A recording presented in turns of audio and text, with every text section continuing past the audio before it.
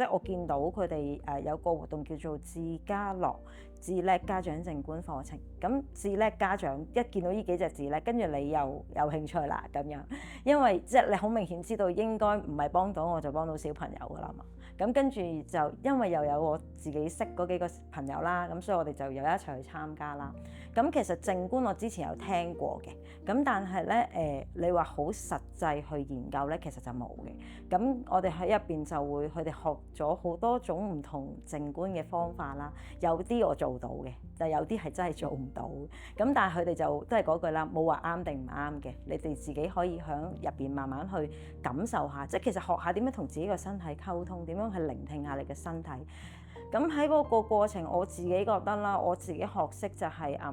有好多嘢就係當你好火滾嘅時候，可能真係停一停，可能10秒，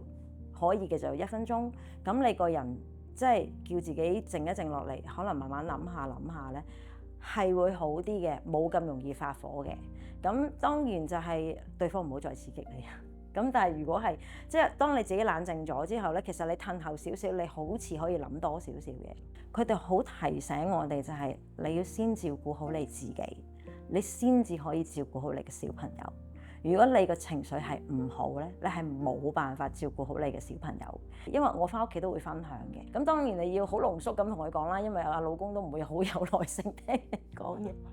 咁但係譬如有一啲好似我話俾你聽，我喺入邊學一啲靜觀啊，或者我有陣時喺啲活動入邊學識咗拉筋啊，咁有啲乜嘢啱佢嘅咧，翻去你分享俾佢咧，咁變咗佢又會即係有聽你講去做咧，咁你會覺得成件事係成個家庭唔係淨係我，同埋你會覺得係我出去上堂之餘，即係自己有少少咁諗啦，就係我仔會同老師講咯。我媽咪好忙噶，我媽咪會成日去學嘢噶，所以佢即係你會個感覺，你好似覺得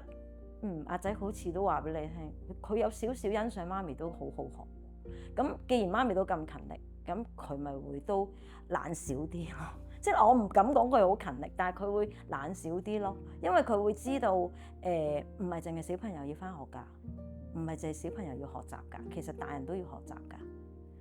智家樂智叻家長靜觀小組透過混合模式，俾家長可以隨時好彈性咁學習靜觀技巧，提升佢哋嘅抗壓能力同埋親子相處技巧。